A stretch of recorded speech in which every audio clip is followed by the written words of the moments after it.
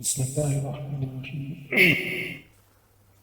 السلام علیکم دوستو، اس ماہ حیدر قربانی کے تعلق سے کچھ باتیں آپ کے ساتھ ساجھا کرنے کا ارادہ ہے۔ کاش اللہ ہمیں قربانیوں کی یاد دلا دے جو خدا واحد کو راضی کرنے کے لیے دی گئی تھی۔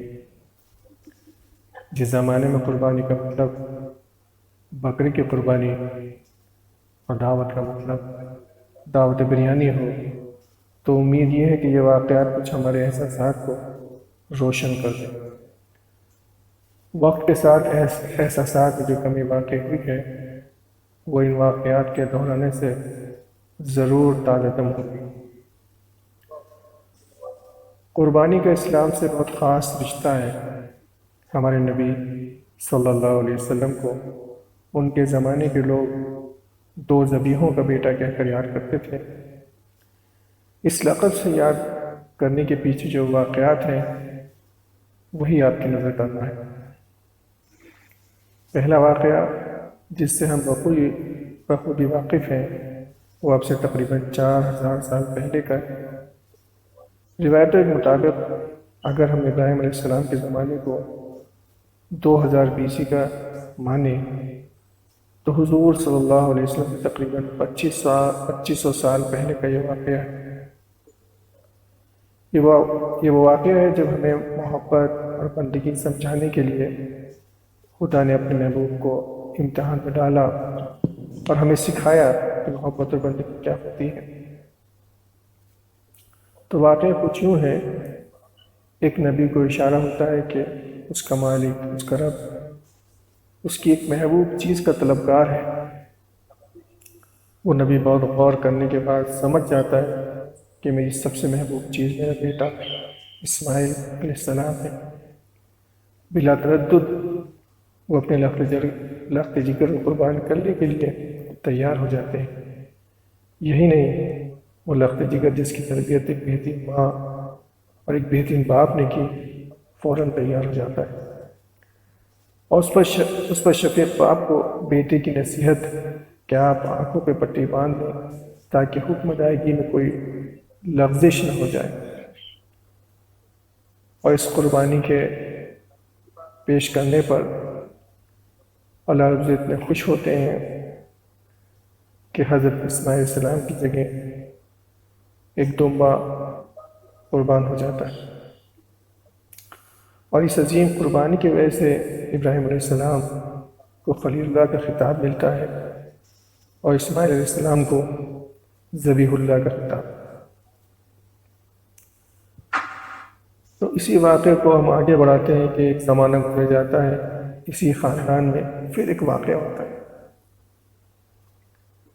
یہ واقعہ نبی علیہ السلام کے والد عبداللہ کا ہے۔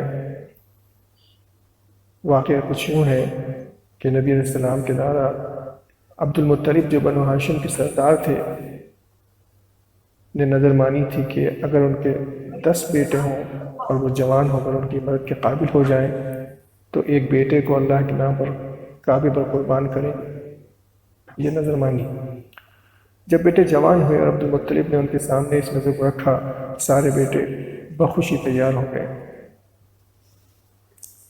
جب بیٹوں میں قرہ ڈالا گیا تو اس میں عبداللہ کا نام آیا، یعنی وہ عبداللہ ہیں جو عبد المطلب جن سے خاص محبت رکھتے تھے۔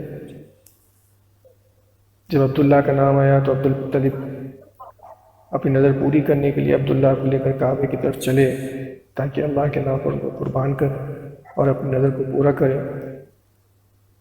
قریش کے لوگوں نے ان کو مشورہ دیا کہ کیوں نہ قرہ ڈالا جائے اور عبداللہ کے مقابل کچھ اونٹوں کو رکھا جائے اور ان اونٹوں کو قربان کر دیا جائے۔ اس مشورے کے متعلق 10 اونٹوں اور عبداللہ کے بیچ قرہ ڈالا گیا جس میں پھر نام عبداللہ کا آیا۔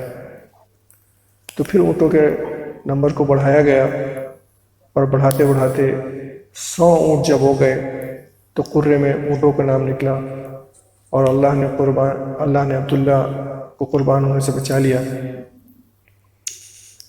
تو یہاں اس دوسرے واقعات میں اس بات کی توجہ دلانا ہے کہ عبد المطلب نبی نہیں تھے، مگر اللہ سے کی گئی نظر کا اتنا پاس لحاظ تھا کہ بیٹے کو اللہ کے نام پر قربان کرنے کے لیے تیار ہو گئے۔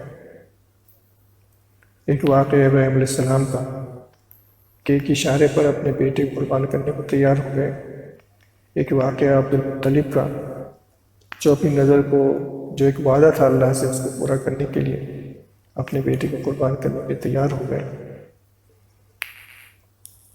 تو یہ واقعات ہیں، یہ صرف کچھ بکروں کی قربانی یا جانوروں کی قربانی کا موقع نہیں ہے، بلکہ ان قربانیوں کو یاد کرنے کا موقع ہے جو اللہ کے نام پر اپنی محبوب چیزوں کی دی گئی۔ تو یہ ہمارے نبی کی ذات تھی جن کے وجود سے پہلے اللہ نے ایسے واقعات رونما کرائے اور ہمیں محبت کے آداب سکھائے۔ کاش یہ علامت قربانی جو ہم آج حج اور عید الاضحیٰ کے موقع پر دیتے ہیں، اس کے پیچھے وہ جذبات بھی زندہ ہوں جو اصل مقصود ہیں، ورنہ آج قربانیاں تو گوشت جمع کرنے کا بہانہ بن گئی ہیں۔